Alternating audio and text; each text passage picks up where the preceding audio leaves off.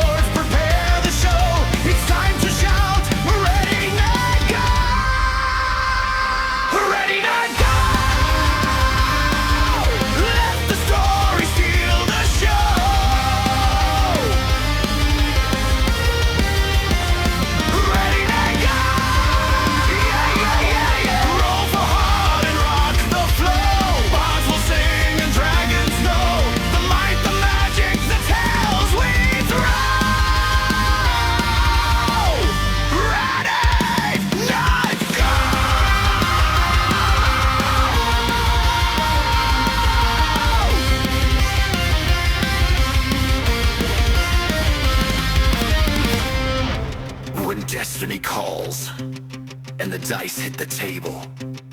The heroes awaken, and the nerds are ready.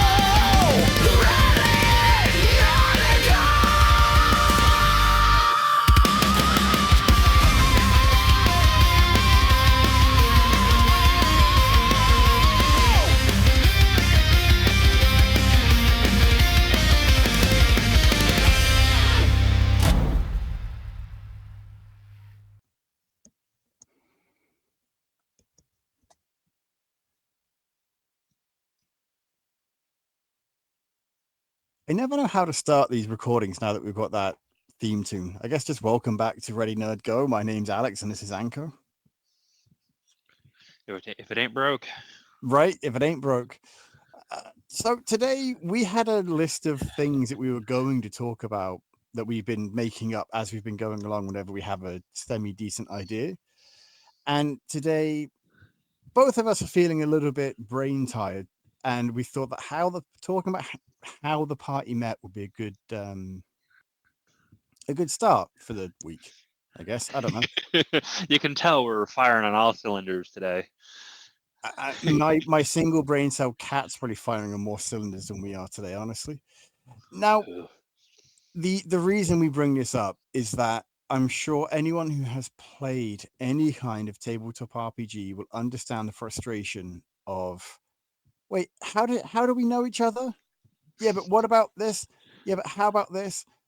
And it can be really annoying. If you haven't played, believe me when I tell you, it doesn't have to be like it can be annoying. It can be annoying. And Anka, I feel like you have thoughts on this, and I'm just going to continue talking until you join. Until you join. No, I'm just. It's always interesting because everybody eventually has the question like, oh yeah, we should role play out our characters meeting each other and getting to know each other. It's like, oh, that sounds like a great idea. Cool, we can do that. But inevitably, everybody's first time is they still do the whole meet in the tavern, but now they feel the need to justify why these people are getting along together, and it'll inevitably be like 5 hours in until somebody finally gives up and goes, you know what, it doesn't make sense, but we're just going to roll with it and keep going, because otherwise we're just going to be going, oh, but my character wouldn't trust him, and oh, I wouldn't do that, and So in the One Ring game that we have started at the shop, there was a question. I named my character and someone else named their character, and the GM said, hey, do you two want to be brothers? And we looked at each other, shrugged, and was like, sure. He's like, great, that's how you two met. one of the classics. Yeah. And honestly, it works. And I said, like, actually, it's a really good idea, because you know that he and I like to bicker and argue about stuff in character anyway. It's just part of the fun for us. And we try not to do it in a way that confuses it or takes away from things. But at the same time, we know we're going to do it. So at least if it can be a familial relationship, that there's a reason we're doing it, then it makes a lot more sense. And then it also explains why we may bicker for the entire session, but we are also somewhat loyal. Sorry, if you can hear me snapping my fingers, it's because my cat's chewing at a Christmas decoration I forgot to put away. Yes, I'm aware it's fucking March. And hopefully it'll still be March when this episode comes out.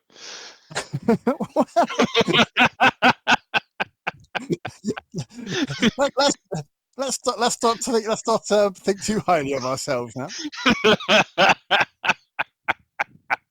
Oh, come on, it's not like we have much of a stockpile right now anyway.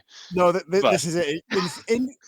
In theory, this should come out at the very end of March. Right. Back on track. However, it might not. So the entire how we met for this group was very much a conversation above table with the GM saying, what about this? What about this? And then eventually said, I don't care how you know each other. You know each other and you're going on an adventure together. And that was there's all right, there's cool. various levels of hand waving you can get into with it. Like there's, when you're playing, loot the dungeon, kick down the door game, and like who your characters aren't really all that important. Then just we're the people adventuring together. Fine, sure, whatever, go for it. We answered a billboard ad. Yeah, exactly. And then like a lot of, especially pre-written campaigns will usually have like, hey, this is your inciting incident for why you're all working together. Like D&D, Lost Mines of Phandelver, the starter adventure. At least I think it's still the starter adventure. They may have put in a new one now.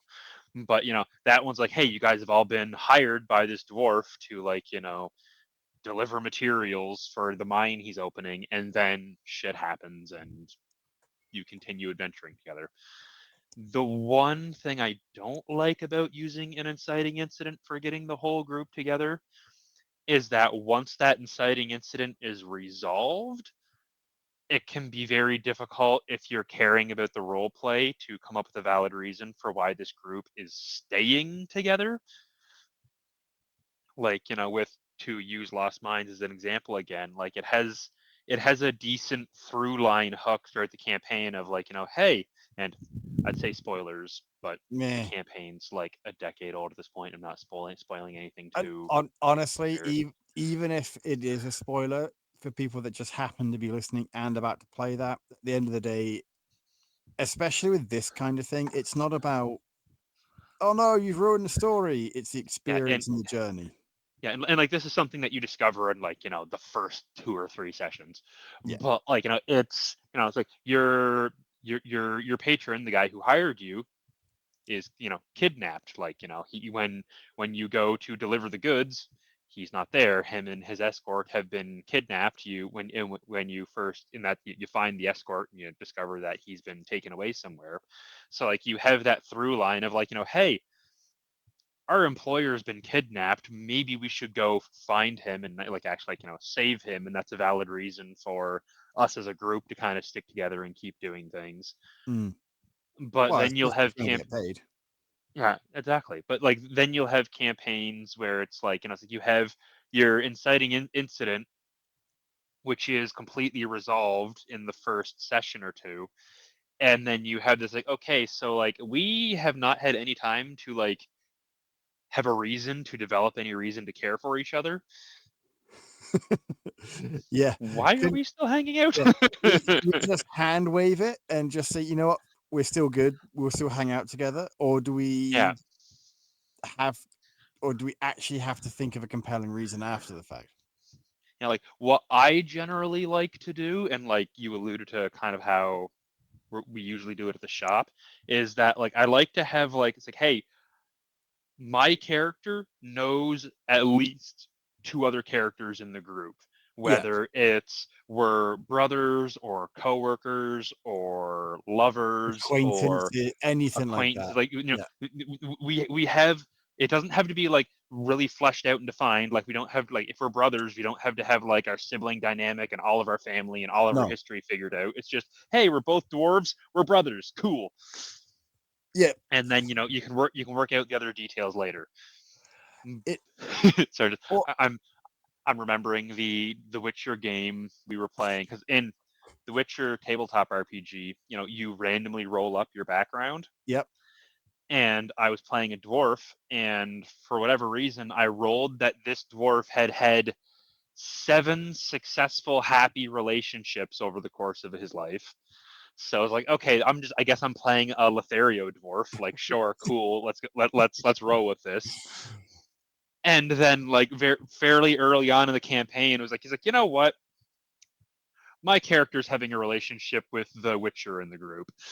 And it was never something we treated super seriously, but it was just kind of like an ongoing joke that it's like, yeah, this Romeo Bard just cruising the world has hooked up with the local Witcher, and it just confuses everybody. it it reminds me of when we did Shadow of the Demon, no, Pathfinder Set 2E, and like, Yes. oh hey, you're a goblin, why are you in the group? I'm following the teeth. Yeah. There was no reason beyond it other than orc teeth follow. I have no idea why the rest of you were even together. It didn't matter to me. No. Like yeah, with that game, especially, like, my character was introduced a little bit late, and he had no real reason to be working with these people other than we both happened to be exploring the ruins at the same time, ran into each other, and went, safety in numbers. Yeah, logically that's And sound. yeah, and then, like, we developed the relationships past that point. Like, your goblin and my character ended up striking off a really weird dynamic together that worked really well and gave us reasons to continue adventuring together. Pretty much. Well, because if you didn't But adventure with the group, then you would be responsible for the goblin. yeah, but that initial hook can be really difficult to pull off sometimes. And like that's part of where, like, we've talked about session 0 before, and like defining, like, hey, what do we want this game to be about? And that's one of the major things that you can define in session 0. Because if you're playing like, oh, you guys are all playing like, a family that's going out and doing this, then when you're making characters to fill how you already know each other. Yep. And at that point, unless if you, at that point, if I'm not cutting that out, if someone wants to really play a dwarf and someone wants to play an elf, well, how do you make that family dynamic work? Yeah, There are it's ways like, to do it, for sure. There are it, ways to do it, but it's like, is one adopted? Is one like in a relationship with another member of the family? There's a yep. whole bunch of different ways you can pull it off, and figuring that out can be fun, especially because, like, like I mentioned before, you don't need to get that deep about it right up front, because, like, if you have if everybody's playing dwarves except one person who really wants to play an elf, it's like, okay, this elf was adopted into this dwarven family. How and why doesn't matter right now. We'll figure it out later. Have you ever seen the show Shorzy? Yes. Okay, so it reminds me of a scene, in the show that I've never watched, where it reminds Sorry. me of. We will explain that. It reminds me of the scene where Shorzy and his family are at the dinner table, and there's clearly a family dynamic there, and they are clearly not related to each other. Mhm. And then it comes out quickly that they're all foster family, right? So you could have something like that as well. Yes. The context, folks, for the show I've never watched is that two of my friends, and one of whom is Anko's brother-in-law, have been at me to watch Shorzy for years. And I mean, not like a pleasant, hey, you really should watch it. It was consistent, almost bordering on harassment to watch the show. And I then said, I am never watching this show. And I flat out told them that like, are you just not watching it because we went on about it so much? I'm like, yep. Ironically enough, at that time, the reason I wasn't watching it was because there wasn't a new season out and I'd already finished them. I have been dropping hints for years that I've seen it, and they just haven't even noticed. I think the only time I slipped up was recently, and I just didn't answer the question that came out, I think, after that. So either they know or they're really dumb and they really don't know, or my hints aren't as good as I think they are, which is probably more likely. And it is so tempting to just say something to him and see if he reacts, but it's so much more fun just watching this play out. Because it's been playing out for years. Like you can, I told you Anko very early on so that he could be my witness when I said, "Oh no, I watched it years ago." Ask Anko because Anko's well aware. And they're like, "Wait, what?" I am looking forward to that day so much. I know. But like Can't wait. that's actually a really good example of like, hey, when you're saying how people know each other, you can define something vague and then fill it in later. That's just it. It doesn't have to be anything super deep. No. No, like you can do right fleshed out deep backstories about how like, oh, I knew this person years ago and he owes me this favor, and that's fine and can be a lot of fun. I've definitely made it work sometimes. But for But me personally, I getting the remember party together, surface level. I remember you talking about how um character had died in a game you were running, Mm. and a new character had come in, and y'all were having trouble. How can we introduce this character? Why is this character here? And it got to the point, why don't we just role play the meeting? And it got to the point where the meeting went so badly that the character was not invited to join. They didn't know what to do. Yep. Oh man, that is definitely part two of getting the party together. How to bring in members, because Yeah, that gets even worse. Because with when you're starting a campaign fresh, you can yeah. assume these people know each other. But when you're introducing a brand new character, it's like, okay, how do I slot this character in a way that's believable? Because there's, the standard tropey, oh, you guys are in a dungeon and you open up the next door and, oh, this character is behind that door for whatever reason. Either he was taken prisoner or he's also exploring the door, what have you. But Yeah. then that really quickly gets into like, the only reason that we want to trust this character is because he's being played by another player who's trying to replace his dead PC and not the GM. There's no in-world reason for us to be And even close to trusting this person. the player is trying to be all edgy and doesn't want to make it Oh my easy. god. So the character's like, well, that sounds like a you problem, bud. You have a good day. Yeah. There's a whole lot of oh, that's what my character would do is a whole other conversation. Mm-hmm.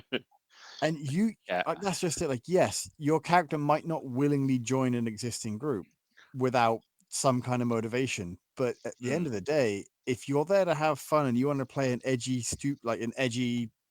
super evil, kind of almost good character, it's okay to just wave around, or hand wave the fact that they're going to join this group for reasons. Yeah, and like, well, one thing that I've ended up doing with a certain fellow player who tends to enjoy playing edgelords is that I've gotten to the point now, and it's actually solved a lot of problems of like, well, why would my character want to hang out with these people? That's your job to figure out. If you can't figure out why your character would be hanging out with this group, well, roll up a new character who does have a reason to hang out with them, because none of us have the time to deal with this. I really want to ask who that is, but I'm not going to ask when we're recording. So you're gonna ask after the recording. Yeah, I'll ask. But yeah, Like, that's a really solid point in general, like outside of edgelord characters, is like when you're bringing in a new character, make sure that part of your character creation is that they have a reason to want to work with the existing parties. Like, if the character you're bringing in may have no idea who any of these people are, but you as a player need to have a reason why they want to work with the group. and it could honestly be something as simple as, oh, we're going the same way. Why don't we just hang out together for a bit? Yeah. Why don't we Or, travel together for a bit? yeah, or these people are like going after the person who stuck me in here or whatever, or just Yeah. something. It, And yeah, depending on how how what's currently going on and how the group is set up, it's perfectly reasonable to say, like, oh, hey, cousin, what are you doing down here? and I was just thinking of a story I had read, how it was very similar to what you had said, that the new party member had joined because they were going after someone who had done something to them, and the way they got around having a vengeance quest that they would have to deal with, it was one of the random bandits that jumped them in the forest. And after that, the guy's like, well, my quest's done, what are you all doing tomorrow? And that was it. Like, it was the most basic hand wavy thing, but the GM tried to flesh it out a bit, and the player really didn't need it fleshed out. I don't care. I'm joining this group anyway. We all know we're joining this group. Let's just have some fun with it. Yeah, and like, yeah, if you're playing like a more like character drama focused game, then yeah, you definitely want to kind of flesh it out and play with it and enjoy the party dynamics of it. But if you're just there to, like, play the adventure path or loot the dungeon, then yeah, there's nothing wrong with, oh, Bob number 1 died, Bob number 2 is behind this door. That is literally what we did for my Clockwork character, because Yeah, see, we actually we figured knew out that we did figure out an in-lore reason why that was happening. we did, but it was easy for me to just keep playing basically the same character. So whenever he died, I just re-rolled the body. So the body was Yep. different, but the actual character was the same. And because it was just a dungeon delver, it didn't really matter. I don't think anyone actually noticed that this Clockwork that kept showing up after the last one blew up, I don't think they ever actually realized why, which is half the fun of it anyway. Mm-hmm.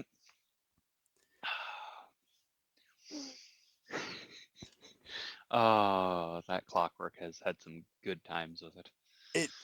I enjoyed the fact that I was carrying all the gold and blew up and they lost all their gold. Yeah, because like, sorry guys, like, the gold's there, it's just melted into a slag. So like, none of you are strong enough to carry the Clockwork with all the melted gold And back to the I'm fairly village. sure So. that Clockwork body was made of gems and stuff too, which is even funnier. Yep. Oh, yeah. But no, I mean, when you're looking at, how the party get together session 0, there's the obvious, oh, y'all meet in a tavern and decide to quest Yeah, together. There's, oh, this patron has hired all of you to do this quest.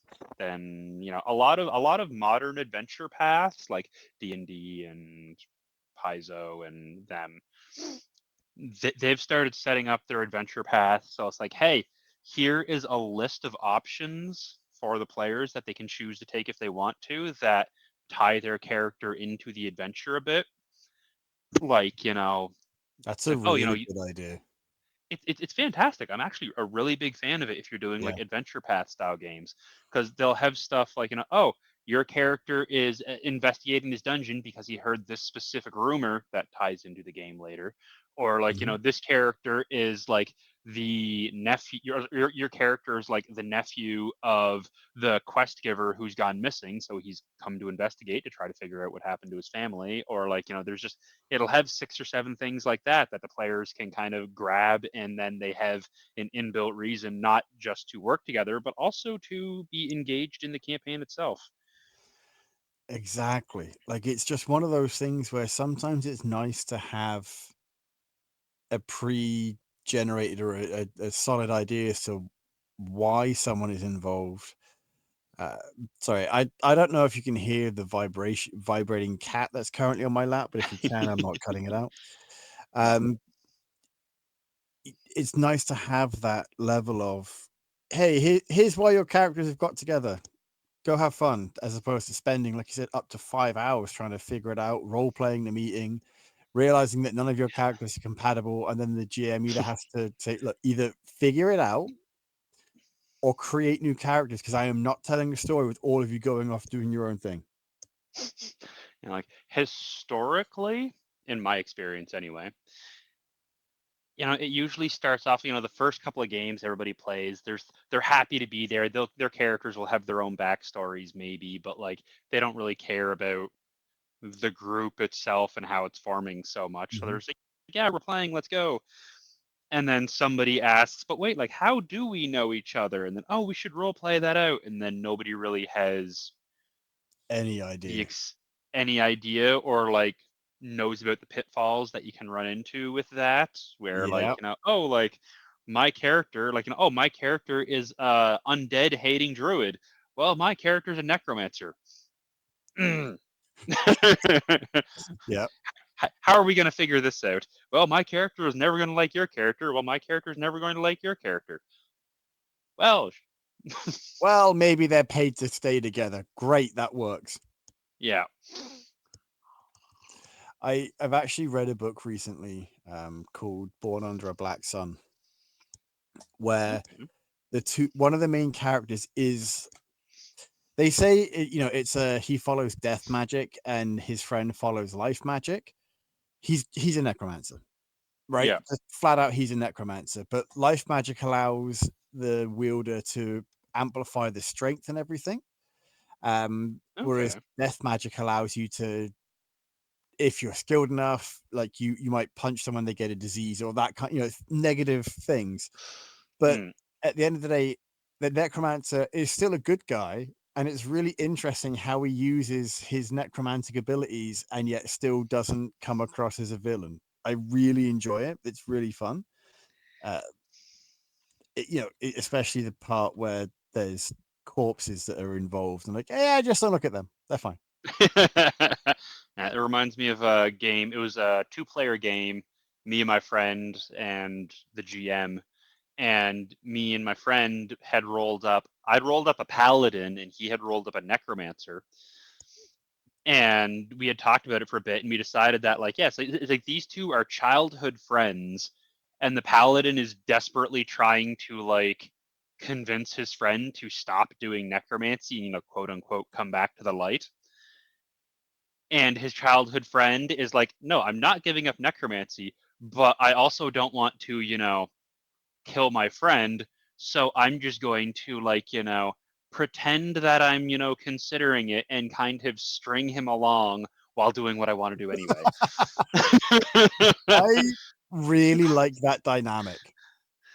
And it was a lot of fun to role play, just because, like, we were both like above board. We were both very aware of like what the character dynamic was. Like, Mhm. his character is doing his best to fool my character, but I, as the player, know what's going on and am able to play into it. Yeah. It's why I enjoy the role playing aspect of these games so much. I know we've talked about min maxing before, and we've had examples of someone's like, "Oh, hey, you should choose this feat. It will be that much better for your goblin." I'm like, valid, and I entirely respect your position, but that's going to be more fun to play. Yep. Well, I mean, when we were playing the Hell's Rebels game in Pathfinder 1 way before you were in the game. Yeah, It's a game all about rebelling against tyrannical empire, literally run by devil worshippers, and like in this system, devils are immune to fire. In this campaign, there's a lot of devils. My character was functionally a pyromancer. And so, like, a full half of the big bads that we had to deal with were completely immune to the type of damage he dealt. And I was fully aware of that going in, but it's like, no, I have a character concept here, and I'm going to make this work. this is going to be a thing that works, and I'm going to make this happen. Yeah, Yeah, it's like when we ran into the more fire resistant enemies, I played a more support and defensive role. And then when we were against, burnable enemies, he you were able to was burn, he was a little min-maxed in that regard. but And like, and like not necessarily on purpose, but he was built to be a striker who dealt a lot of damage. And so when those opportunities to shine came up, he burned very bright. I enjoy that, and I think too that I'm sure if he did no damage to the enemies, they probably would have done minimal damage to him as well. Mm. Yeah, and also entertaining fact, string into what you were talking about earlier. My first actually evil character that I played in a group of good aligned rebels. And his justification for being there, and I'm pretty sure we've talked about this in earlier episodes, but I don't care. Yeah. And like his justification for being there is like, he was a worshiper of the same devil god as the Empire. He just was of the opinion that like, hey, if I fight you and I win, then clearly he's on my side and get fucked. Mm-hmm. But his whole thing with them was like, hey, like I owe one of these people a life debt because like their father saved my life, and in return, I need to keep this woman alive. And this woman was very, and so he was just like, all right, I need to settle this debt and keep her alive. So I'm helping the rebellion to the best of my ability, because if this goes south, then she's probably going to die, and then I've haven't been able to fulfill the terms of my agreement, which is a very big deal in my religion. So yeah, I don't like any of you. I kind of honestly hope most of you like for lives. I'm going to do my best to make sure you all get out of this. That is totally fair. Full disclosure, I don't know if you cut out or if my headphones moved, because I've got them plugged into my laptop, and I don't know if the cord is weaker than it should be. We'll find out in the edit. And Yep, honestly, find it in the edit. honestly, folks, if it is me, I probably still left this in anyway. But if it happened to be Anchor, then I'll leave this in for context. But if it was me, I'm still leaving this in for context, because that's the way we roll. Yep. But yeah, when kind of figure out where else I want to actually bring this conversation now. I know it's funny. Like, we had this thing. Oh, this could be a great light-hearted conversation, and now we're at the point of we're 30 minutes in. I don't know what else there is about this now. We've bullshitted much longer conversations on much flimsier subjects. I know, but again, we're at the brain fog time of day. I mean, well, since but I mean, since we did touch on evil characters a couple of times, may as well touch on, since we're in bringing parties together.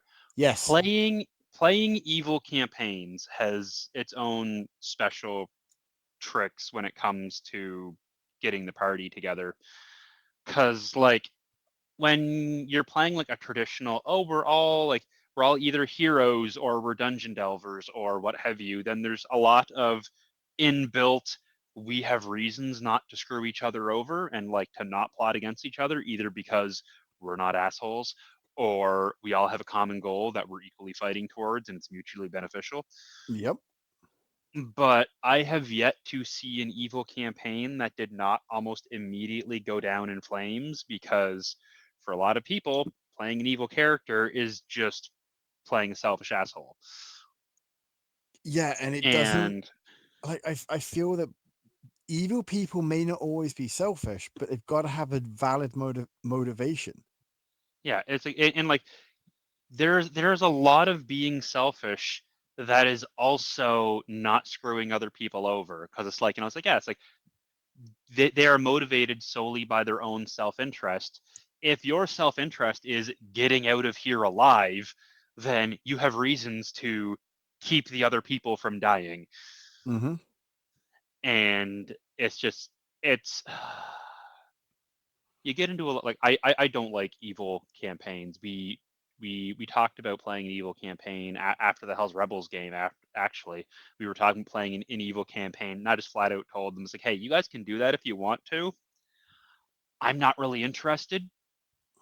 It's not really my thing. Like, I realized I just finished playing an evil character, but playing the token evil character who has like a reason to hang out with the good guys, and like eventually becomes not as terrible of a person.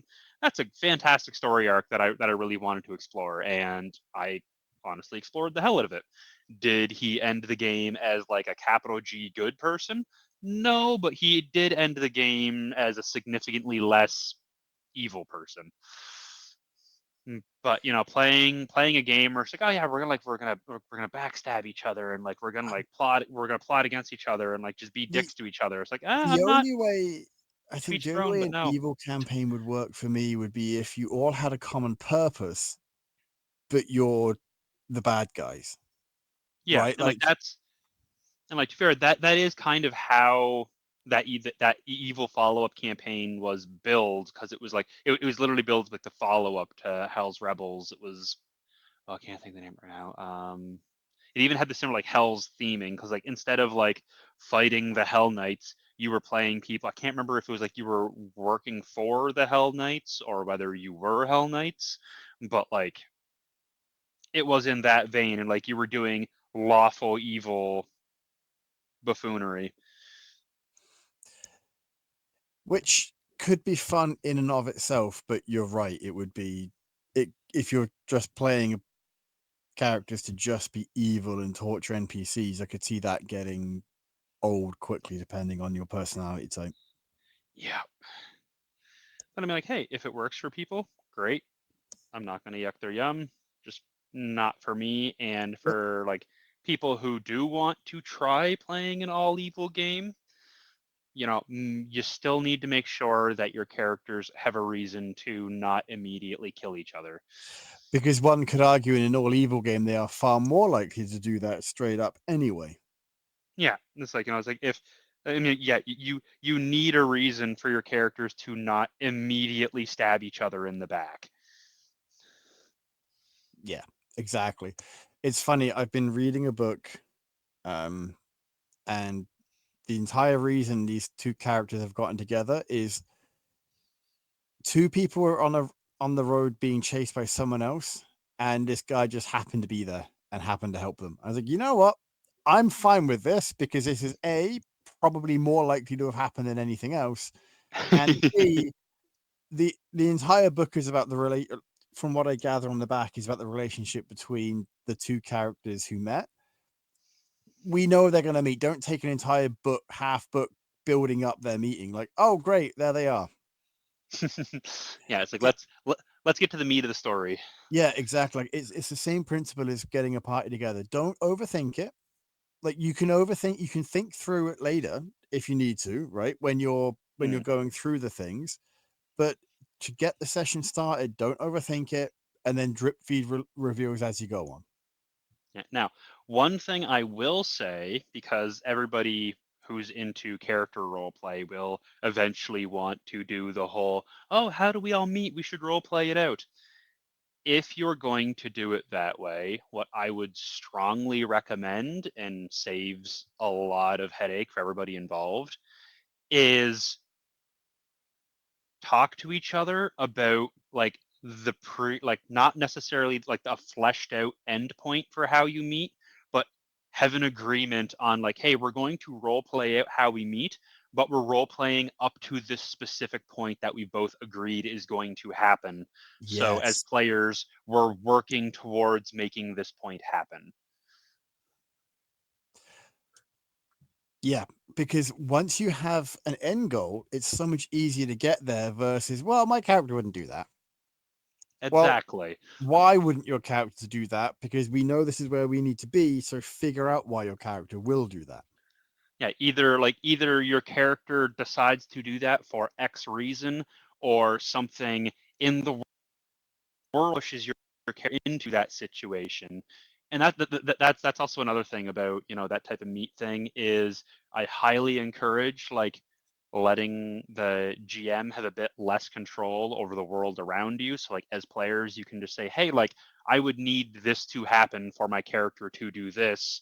So I'm just going to narrate that bit happening, because it's the preamble, it's the lead up, it's the prologue. It's not important to the mechanical game part. It's important to the setting up your character part. Don't worry about the rules. Yeah, just get to the starting point, and then you can all figure it out from there. Yeah. So in summary, for today's bullshit, what we have said effectively comes down to what we have said so many times before. You just have to talk to each other and agree that, hey, we all want to play this game, we all want to have fun.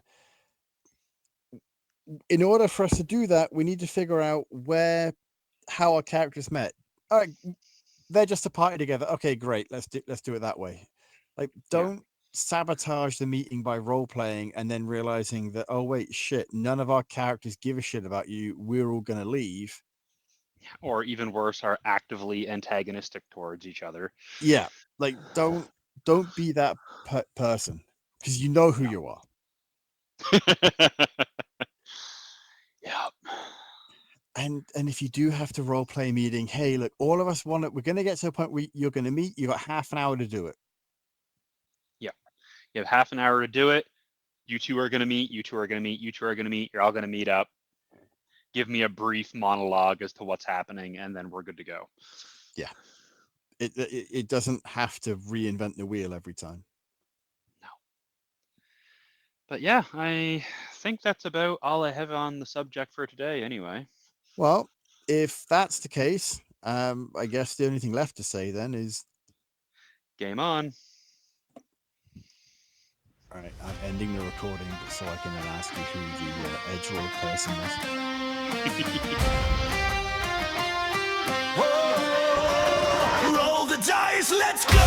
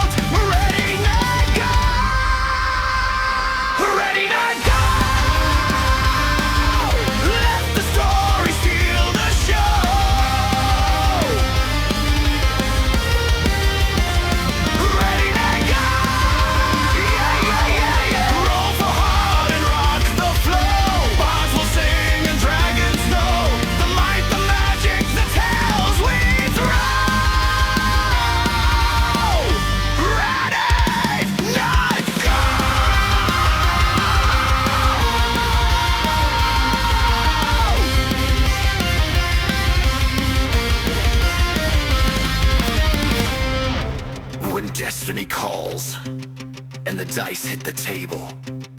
The heroes awaken, and the nerds are ready.